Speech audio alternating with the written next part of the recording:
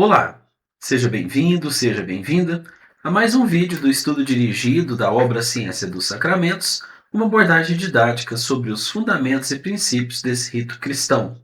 Essa obra essa obra do autor Charles Webster Leadbeater, um livro que foi editado por volta de 1920, 1926. E aqui nós estamos fazendo esse trabalho, estou promovendo esse trabalho como diácono na Igreja Católica Liberal, durante a minha formação de seminarista, e nós desenvolvemos aqui a missão Monsenhor Leadbeater, a nossa academia de treinamento espiritual, que visa promover e divulgar os ensinamentos deste que foi um dos principais fundadores da Igreja Católica Liberal, e nós optamos então pela linha dentro do cristianismo, trazer então as obras dele aí para poder nos auxiliar, principalmente aos estudantes do seminário James Ingle Wedgwood, ok? Como sempre, vale a pena reforçar aqui, né? Nosso estudo dirigido, ele tem um intuito de que eu possa compartilhar com as pessoas, compartilhar aqui no canal do YouTube, deixar disponível a minha jornada de estudo. Então, são feitos recortes do texto, da tradução em português, que eu uso aqui do Padre Osmar, que ele gentilmente fez essa tradução para nós. Então, o nosso objeto de estudo, e aqui eu quero apenas compartilhar, nós vamos trazer recortes de texto e eu fazer os meus comentários sobre o meu aprendizado, sobre a minha jornada de conhecimento dessa obra, ok? Então, aqui não é palestra, não é videoaula, não é seminário, é apenas um estudo dirigido dessa obra e de outras que eu vou trazer aqui para disponibilizar para quem estiver envolvido principalmente na busca aí desse conhecimento, desse cristianismo esotérico aí, ok? Então vamos lá. Eu vou pedir desculpa para vocês, eu tô numa semana que eu tô um pouco resfriado, estou com resfriado, então às vezes pode ser que eu tenha que cortar aqui, tomar uma água, dar uma limpezinha no nariz aí, tô um pouco fanhoso, e peço que vocês relevem aí, tá bom? Minha garganta tá um pouco ruim, por isso é que eu vou ter um pouco mais de dificuldade para conversar aqui nessa videoaula. Nesse estudo dirigido, nós vamos trabalhar, dessa vez eu vou trabalhar, dentro desse vídeo, eu vou trabalhar com duas etapas, que são o sermão, e o sermão, ele está bem curtinho dentro do livro, é uma parte bem curtinha. E aí então resolvi juntar nesse vídeo o sermão e o ato de fé, credo. Então nesse 20º vídeo nós vamos ter esses dois. Nós dividimos aqui didaticamente em 5 etapas, o rito da Santa Eucaristia pela Igreja Católica Liberal, que são os ritos iniciais que nós já completamos, e agora nós vamos completar a segunda etapa com esse 20º vídeo da liturgia da palavra, com a parte do sermão e depois em seguida o ato de fé e o credo. Depois nós vamos trabalhar com a liturgia eucarística, as etapas da liturgia eucarística, os ritos da comunhão e concluindo os ritos finais, ok? Então vamos seguir nossa jornada aqui. Primeiramente, eu gosto também de trazer aqui, eu tenho um vídeo que eu estudo ele, que eu fiz a legenda para poder estudar, e aqui eu sempre vou trazendo uma imagem desse momento que vai acontecer na Santa Eucaristia, dentro da nossa Igreja Católica Liberal. Lembrando que essa é a liturgia interna da Igreja Católica Liberal, que está sendo aqui traduzida através desse livro, dessa obra Ciência dos Sacramentos. Então essa seria a cena aí, quando o sacerdote ele vira realmente para a congregação e já faz o sinal da cruz e segue adiante com o ritual.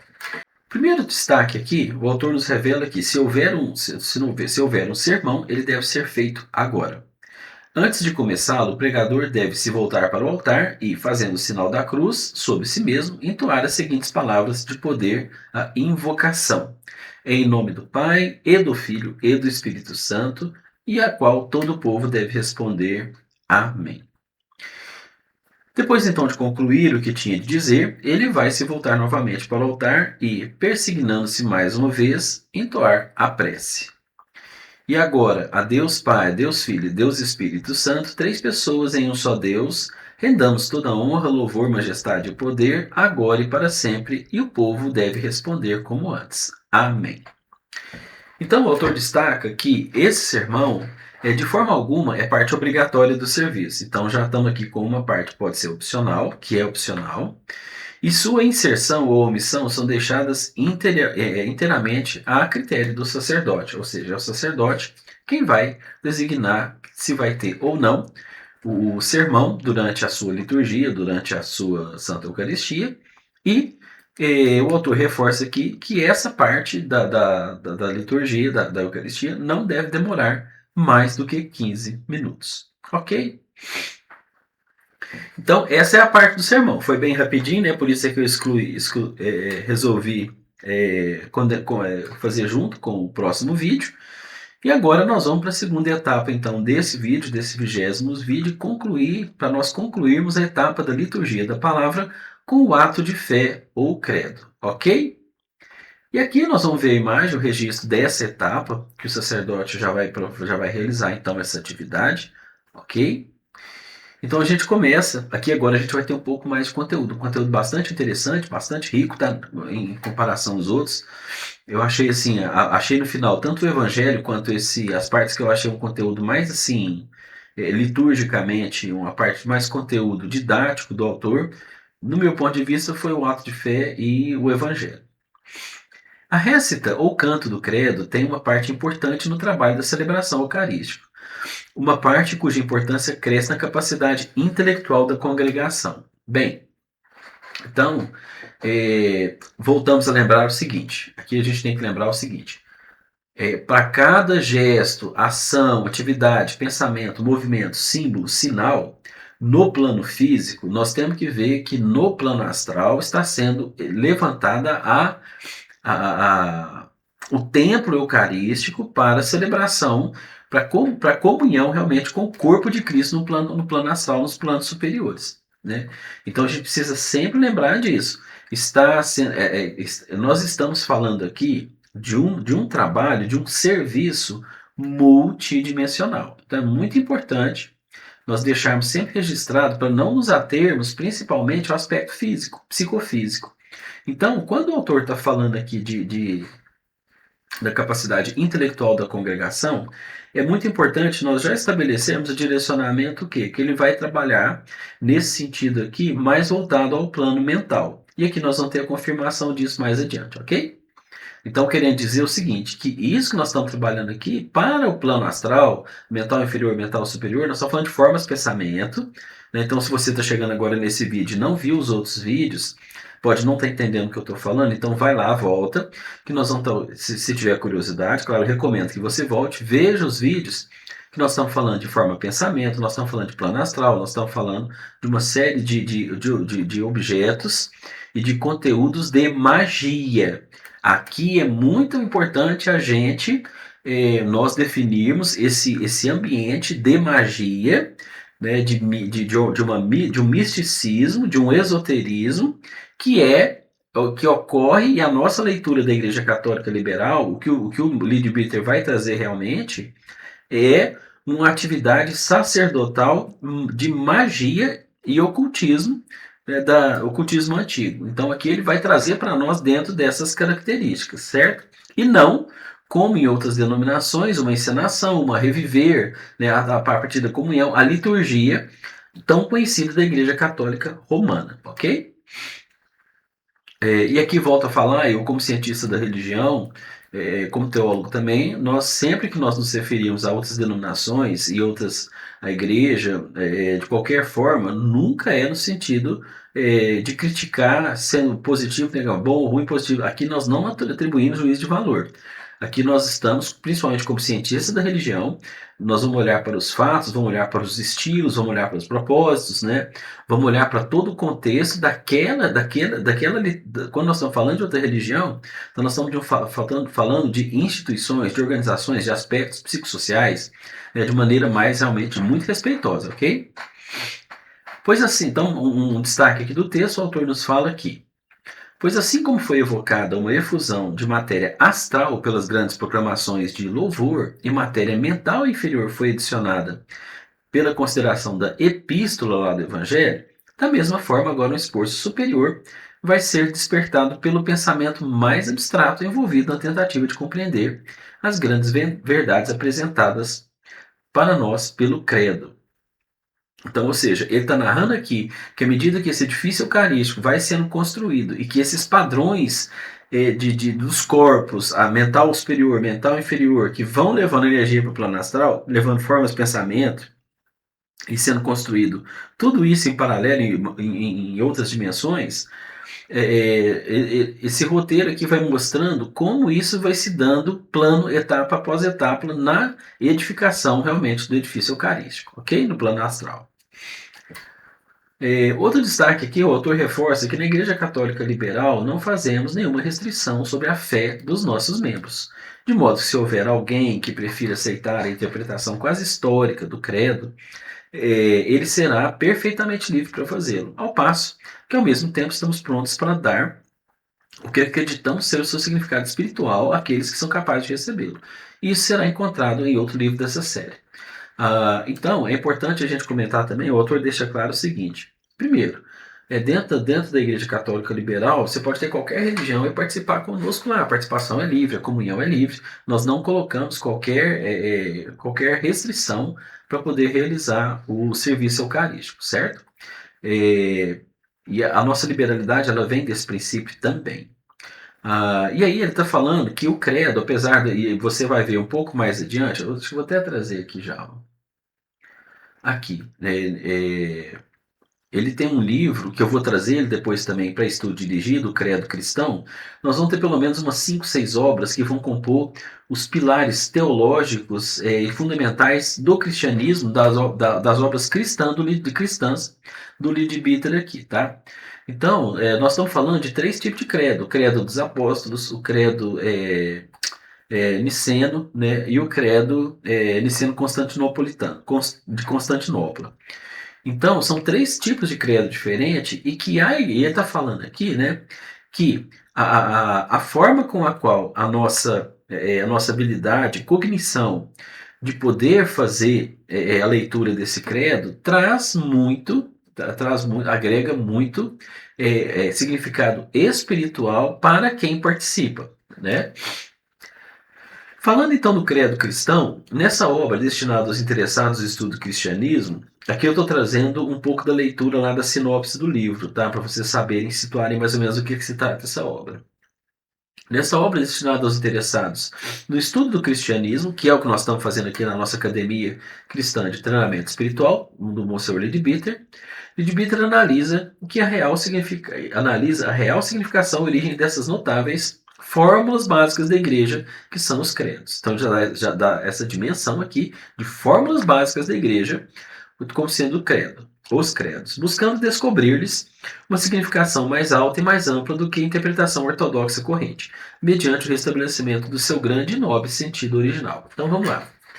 Vamos lembrar que Leadbeater, Wedgwood e Geoffrey Hodgson, na fundação, são 3 personalidades que são determinantes da fundação da Igreja Católica Liberal, inclusive dentro da Sociedade Teosófica, o movimento deles com Anne Besant, com Helena Blavatsky, uma série de fundadores. Nós estamos ali no mesmo tempo, na Europa, Índia, realmente fazendo a fundamentação, a fundação das bases fundamentais, tanto da Sociedade Teosófica quanto da Igreja Católica Liberal. As coisas vão acontecer sequencialmente e em paralelo também. Esses 4 atores são muito importantes. Né? Inclusive a Anne Besant participa muito do apoio e orientação na consolidação da liturgia da Igreja Católica Liberal, a pedido tanto do Wedgwood quanto do Monsenhor Leadbeater, certo? Então, assim, é um grupo extremamente inteligente que estava buscando realmente a consolidação de um tipo de cristianismo, de um tipo de liturgia, porque tanto Leadbeater quanto o Geoffrey Hodgson e o Monsenhor Wedgwood, aqui nós estamos falando que eles estão trabalhando também, que o Leadbeater está trazendo aqui é uma visão, ele como clarividente. Os 3 são clarividentes muito fortes. Então, toda a visão deles, todo o processo de clarividência que foi desenvolvido na Índia e em outras experiências, outras oportunidades com eles trouxeram realmente uma visão, né, que está falando aqui é que a visão que a igreja tradicional tem do credo, eles aqui estão buscando um outro entendimento como clarividentes. Então eles estão trazendo aqui uma obra com uma abordagem como clarividente, observando as formas de pensamento, observando os padrões energéticos vibracionais através realmente da sua clarividência. Então esse aqui, pessoal, esse tem que ser um ponto de destaque, um perfil que nós temos que ter para o nosso estudo aqui. Não é, igual eu estou falando aqui, uma interpretação ortodoxa. A Igreja Católica Liberal, o Leadbeater, eles não vão seguir esse caminho. Eles estão criando realmente um caminho alternativo baseado nas suas intuições, no seu processo de clara evidência, certo? E mais, todo aquele conhecimento que estava sendo alcançado, estava sendo organizado na Europa naquela época, Europa, Austrália, Índia. Então, era muito extenso o trabalho desse pessoal, e muito grande, mas lembrando sempre, tendo como ênfase, como principal pilar, a clarividência, os planos astrais e outras dimensões do trabalho, e não a ortodoxia, ok? Seguindo aqui dentro do Arte e Fé e o Credo, o autor destaca que aqui nos interessa apenas o efeito que ele produz, falando sobre a Arte e Fé, o Credo, né? Aqui nos interessa apenas o efeito que ele produz no edifício eucarístico. Ó, estamos falando do edifício eucarístico, construído no plano astral paralelamente para a realização da Eucaristia. Que é o de inundá-lo com um esplêndido fulgor dourado de matéria mental superior. Então lá atrás ele já deu a dica, no começo do texto ele deu a dica. A questão da matéria, que tipo de matéria, já, então assim, o rito do credo vai proporcionar o quê? Material mental superior para a construção do edifício eucarístico. Esse material é muito mais refinado, mais radiante do que qualquer outro que já tenha sido incorporado antes. Então, ao longo da construção do plano eucarístico, todos os momentos, eles vão compondo essa construção, edificando ela, e o que o autor está relatando aqui é que o credo ele vai compor com uma matéria-prima do plano mental superior muito diferente do que já tenha sido elaborado e entregue pela congregação e pelos celebrantes até agora, certo? Durante a récita do credo, como nos Gloria Patri e nas doxologias de todos os hinos, tem sido um costume universal na igreja desde a antiguidade voltarmos-nos para o altar, o que usualmente significa nos voltarmos para leste.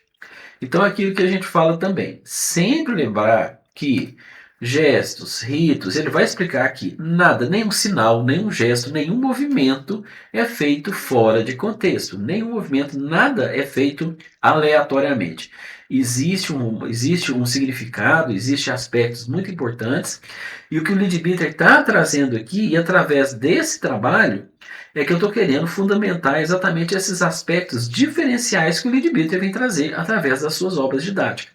Uma explicação didática a partir da sua clarividência, e aí eles estruturaram uma liturgia totalmente baseada e inovadora nesse sentido, ok? Seguindo aqui, ele diz que este costume de olharmos para o sol nascente, a fonte da luz, é pré-cristão e foi herdado do antigo culto ao sol. É uma coisa que eu ouvi que é importante reforçar.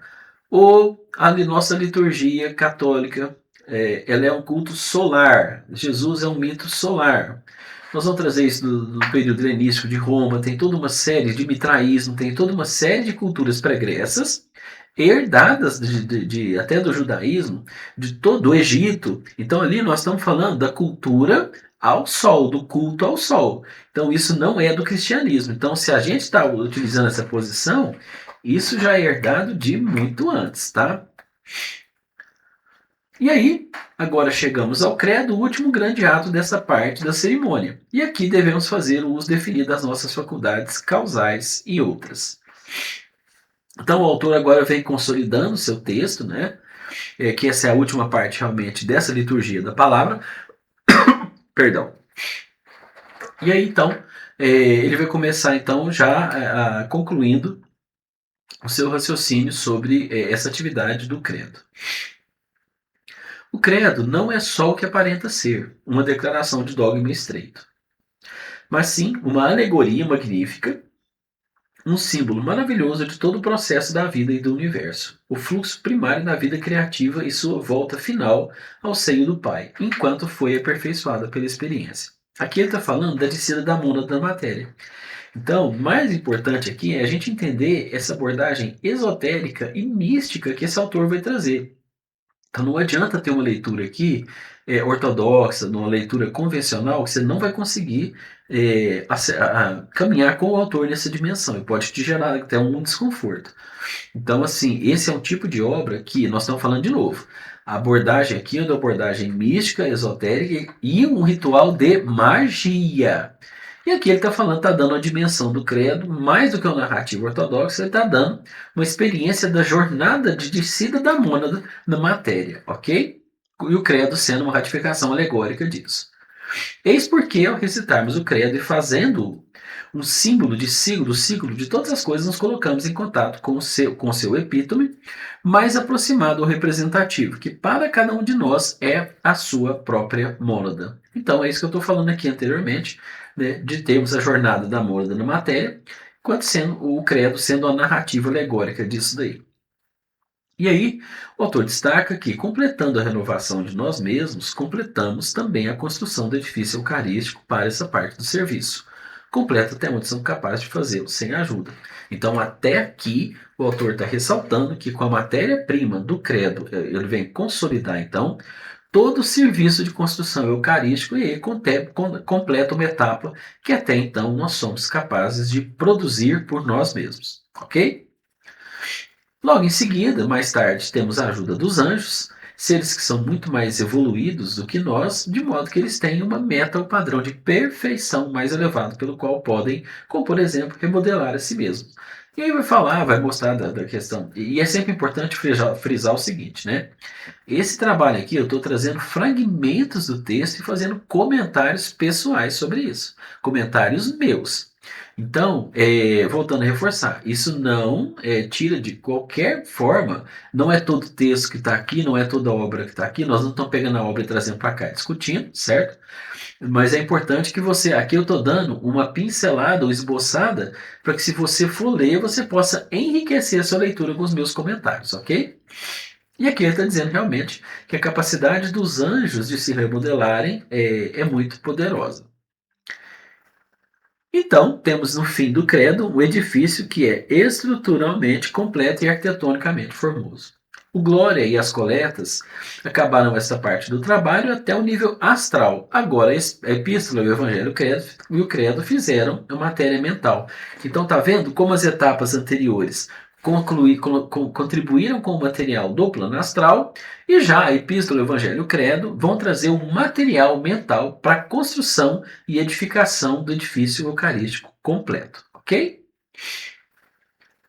Seguindo aqui adiante, o autor destaca que a Eucaristia é um serviço, na acepção literal da palavra, é um serviço e como ele é feito para a glória de Deus, estamos obrigados pela honra, cuidar do serviço, pela honra, cuidar do serviço que temos de fazer, fazê-lo com o máximo de nossa habilidade. E isso só pode ser feito quando esquecemos de nós mesmos. Basicamente, isso aí tem um pouco do conceito do yoga, do desfazer-se do si mesmo, né? Da busca da união através do não eu. Então, explicando aqui que realmente, se você tiver uma percepção pequena, a dimensão pequena, egóica, no nível da personalidade, no nível mundano do serviço da Eucaristia, você não vai perceber a dimensão que o autor está tentando trazer aqui para nós. Ou seja, ele é algo feito num reino superior que precisa ser realmente dimensionado no nível da perfeição e nesse nível da perfeição realmente desse plano superior. É o que a gente está buscando aqui, certo?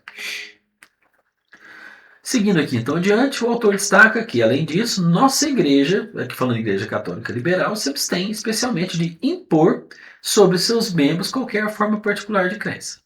Um credo não é, para nós, um teste de ortodoxia, mas uma grande declaração de princípios com os quais a maior parte de nós concorda.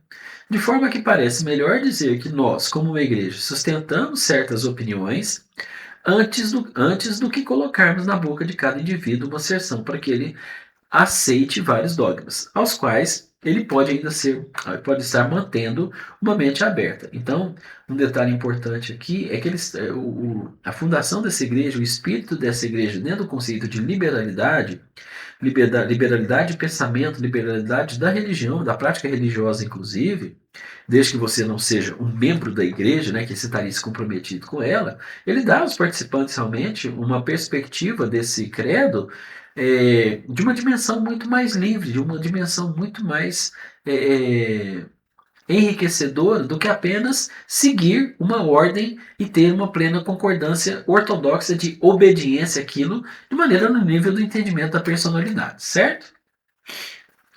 Vamos lá então.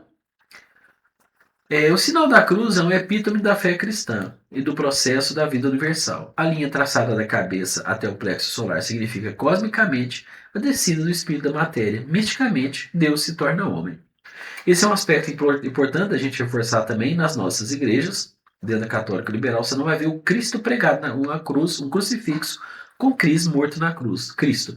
A nossa visão acerca do que vem a ser a descida, o sacrifício de Jesus, do Cristo, é realmente a descida da moda na matéria. É uma visão diferente. O toque no ombro esquerdo, e aí vai falar, o lado esquerdo sempre significando escuridão, ignorância e mal, significa descida ao inferno, cosmicamente, a experiência do mal. E na cerimônia da iniciação, é o tempo passado no submundo, simbolizado em certos ritos pela descida do neófito a uma tumba. Esses rituais que nós temos hoje dentro da igreja, eles têm como herança, inclusive, uma descrição alegórica de eventos de iniciação egípcios. Temos que lembrar, gente, que essa comunidade judaica, todo esse pessoal que escreveu isso daí, passaram 400 anos dentro do Egito, aprendendo com eles. Então não tem como se dissociar. A fonte desses caras é caldeu, é o Egito, é aquela comunidade lá sim. O cristianismo, a igreja, a instituição da igreja, vai trazer uma série de eventos que tem como a própria igreja se apropriou de eventos que eram pagãos. Né? A igreja católica ela se apropria de eventos, o próprio Natal, Nascimento de Cristo, a série Pentecostes, uma série de Pentecostes, nós já trouxemos o Pentecostes aqui também, né? Então são tudo eventos pagãos e que a igreja ela se apropria disso para poder aumentar a sua performance junto àquelas comunidades. A passagem para o ombro direito se refere à ascensão. E aqui ele está falando então que esse símbolo desses 3 dias de morte, normalmente eles são atribuídos a rituais de iniciação lá atrás. A passagem para o ombro direito se refere à ascensão à destra do Pai e a volta da alma para Deus. E na cerimônia de iniciação, despertar do novo iniciado no 3º dia. Ok? Pessoal, então é isso. Concluímos então aqui a segunda etapa da liturgia, agradecendo a você muito aí por estar acompanhando conosco essa jornada. A proposta continua sendo com muita simplicidade de contribuir apenas com comentários, deixando você liberado aí, se você quiser comentar, fique à disposição, desde que com muito respeito. Esse trabalho é um trabalho feito com muito respeito, com muito carinho, né, dentro da ciência das religiões, da teologia e da teosofia. E agradeço a você e desejo que você tenha também uma boa jornada de conhecimento como eu, e agradecendo muito a todos por essa oportunidade de estar aqui compartilhando esse conhecimento com você. Ok? Até lá e até o próximo vídeo. Tchau!